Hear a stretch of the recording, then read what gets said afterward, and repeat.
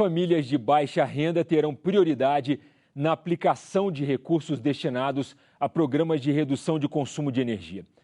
É o que determina uma lei aprovada pela Câmara e sancionada sem vetos. As empresas distribuidoras de eletricidade são obrigadas a destinar uma parcela do seu faturamento para ações destinadas a promover o uso mais eficiente de energia. O objetivo é tornar a conta mais barata para o consumidor. A lei sancionada agora muda a distribuição desses recursos. As companhias de eletricidade ficam com 80% para aplicarem melhorias e avanços tecnológicos no sistema, para reduzir o desperdício e diminuir o custo da energia.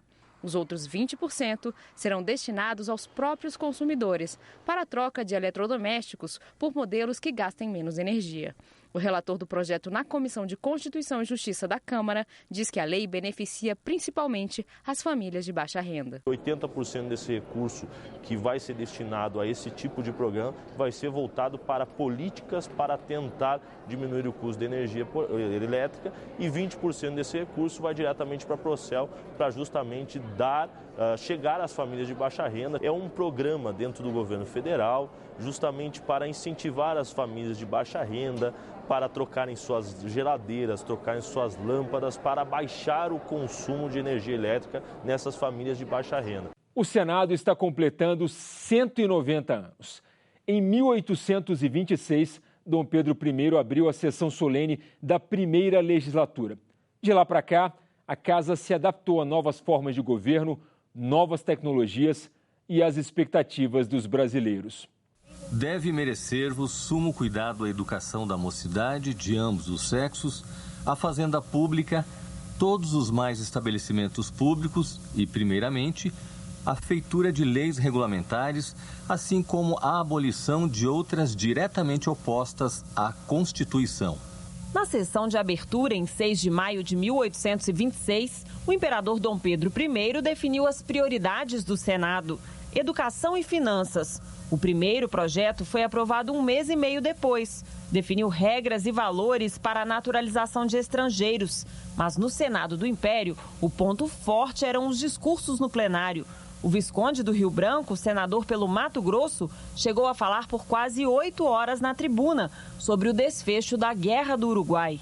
Você tem um protagonismo do plenário e pouca contribuição da atividade coletiva maior que poderia aparecer, por exemplo, no âmbito das comissões. Isso explica porque muitas vezes as contribuições parlamentares do Império são cifradas em nome de senadores. Leia Eusébio de Queiroz. No Império, o mandato de senador era vitalício. O perfil da casa, de homens maduros, levou o jornalista Machado de Assis a escrever a crônica O Velho Senado.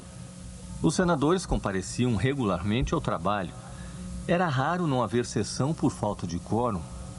Uma particularidade do tempo é que muitos vinham em carruagem própria, começando pelo mais velho, que era o Marquês de Itanhaém. A idade deste fazia-o menos assíduo, mas ainda assim era o mais do que cabia esperar dele. Mal se podia apear do carro e subir as escadas. Na República, o mandato vitalício chega ao fim, mas até hoje parte da imagem permanece. O legislador constitucional tomou a precaução de fazer com que os senadores tenham, no mínimo, 35 anos de idade. Ou seja, são homens maduros, já caminhados na experiência e na vida, e que estão, portanto, em condições de estabelecer um equilíbrio dentro do Congresso Nacional. Inspirado no modelo francês, o Senado do Império tinha 2 funções principais: revisar as decisões da Câmara e manter a unidade do território de um país continental que acabava de se tornar independente. Desde a primeira Constituição, o Senado já tinha a competência de julgar o chefe do Poder Executivo.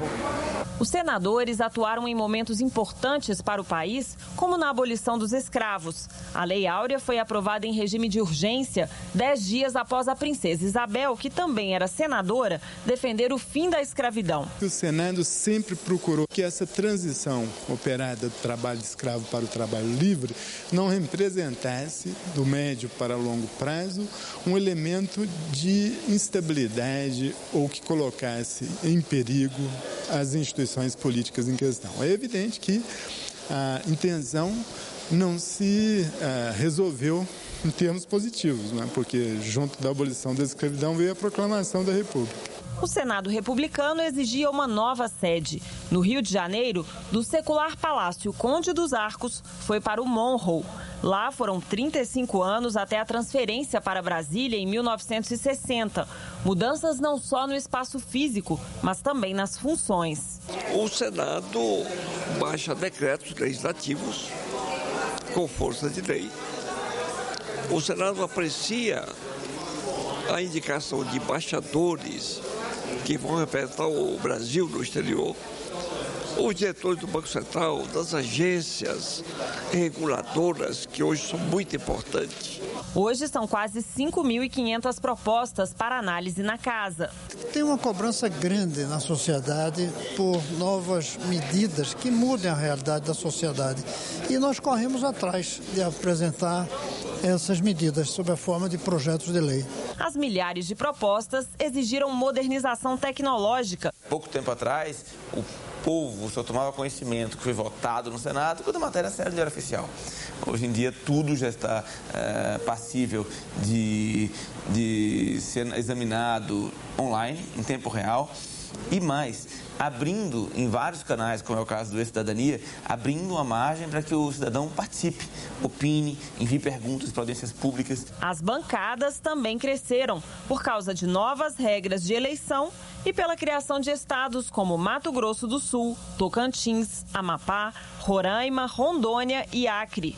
Passamos de 49 para 81 senadores e o número de comissões permanentes foi das 6 iniciais para 14. Subcomissões, comissões temporárias, comissões especiais, o número desses colegiados é muito grande. Então, às vezes, é difícil você ter parlamentares em número suficiente para participar de todos esses debates. Mas isso mostra um crescimento do debate. A Comissão Senado do Futuro é uma das mais novas da casa. O Senado do Futuro é o Senado mais próximo do cidadão. É o Senado que dá oportunidade para que o cidadão possa participar do fortalecimento da democracia brasileira, com ideias e principalmente também com espaço aqui nessa casa. No próximo bloco, um passeio pela Lagoa Rodrigo de Freitas, no Rio de Janeiro, e a obra de Cândido Portinari, que conta a história da Inconfidência Mineira. O Parlamento Brasil volta já.